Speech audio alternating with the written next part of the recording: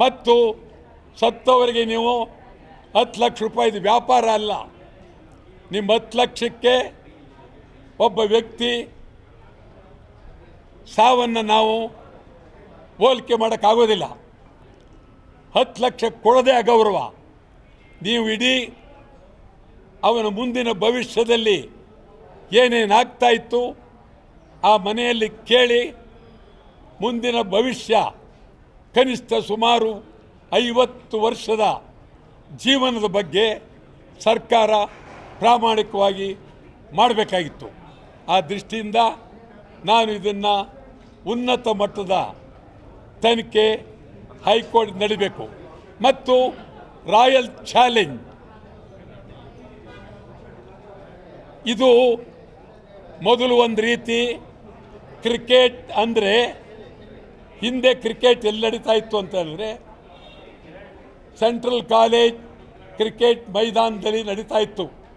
ಆವಾಗ ಅದು ಕ್ರಿಕೆಟ್, ಅದು ಆಟ. ಚಿನ್ನಸ್ವಾಮಿ ಕ್ರೀಡಾಂಗಣಕ್ಕೆ ಬಂದಾಗಲೂ ಸ್ವಲ್ಪ ಆಟ. ಈಗ ಅದು ದರೋಡೆ, ಭಾರಿ ದರೋಡೆ. ಅದನ್ನು ನಡೆಸ್ತಕ್ಕಂಥ ಜನಗಳೇ ಬೇರೆ ಇದ್ದಾರೆ. ಇಲ್ಲಿ ನಮ್ಮ ರೇಸ್ನಲ್ಲಿ ಕುದುರೆಗಳನ್ನು ಇಟ್ಕೊಂಡಿದ್ದಾರೆ ದೊಡ್ಡ ದೊಡ್ಡ ಮಾಲೀಕರು. ಅದೇ ರೀತಿ ಈ ನಮ್ಮ ಆಟಗಾರನ್ನ ಕೊಂಡ್ಕೊಂಡಿದ್ದಾರೆ.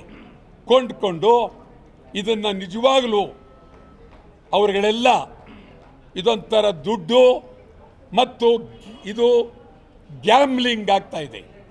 ನಿಜವಾಗಲೂ ಪಾಪ ನಿರಪರಾಧಿ ಹುಡುಗರು ಸುಮಾರು 25-30 ವರ್ಷದಿಂದ ಕೆಳಗಿರುವ ಮಕ್ಕಳಿಗೆ, ಯುವಕರಿಗೆ ಇದು ಗೊತ್ತಿಲ್ಲ. ಏನಿದ್ರು ಆಟಗಾರರು ಅವರ ಮೇಲೆ ಕೇಂದ್ರೀಕೃತವಾಗಿದ್ದಾರೆ. ಈ ಬಗ್ಗೆ ಕೇಂದ್ರ ಸರ್ಕಾರ ಪ್ರಾಮಾಣಿಕವಾಗಿ ಇದರ ಹಿಂದೆ ಏನಿದೆ, ಮುಂದೆ ಏನಿದೆ, ಇದು ಕ್ರೀಡೆಯಾಗಿ ಉಳಿಯೋದಕ್ಕೆ ಏನು ಮಾಡಬೇಕು, ಸಮಗ್ರವಾಗಿ ಕ್ರೀಡೆಯಾಗಿ ಉಳಿಬೇಕಿದ್ದು. ಜೂಜಾಗಬಾರ್ದು, ಬೆಟ್ಟಿಂಗ್ ಕಟ್ಟಬಾರ್ದು, ಎಲ್ಲವನ್ನು ನಿಲ್ಲಿಸಿ ಮಾಡಬೇಕು.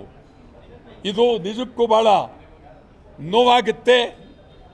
ಇದನ್ನು ಇಡೀ ಸಮಗ್ರ ಜನತೆ ಇದ್ರ ಬಗ್ಗೆ ಚಿಂತೆ ಮಾಡಬೇಕು. ಯುವ ಜನಾಂಗ ಚಿಂತೆ ಮಾಡಬೇಕು, ನ್ಯಾಯಾಲಯ ಚಿಂತೆ ಮಾಡಬೇಕು, ಮಾಧ್ಯಮದವರು ಚಿಂತೆ ಮಾಡಬೇಕು. ಮುಂದಿನ ದಿನದಲ್ಲಿ ಇದರ ಬಗ್ಗೆ ಭಾಳ ಗಂಭೀರವಾಗಿ ಚಿಂತನೆ ಮಾಡಬೇಕಾಗುತ್ತೆ ಅಂತೇಳಿ ನಾನು ಕಳಕಳಿಯಿಂದ ಮನವಿ ಮಾಡ್ತೇನೆ.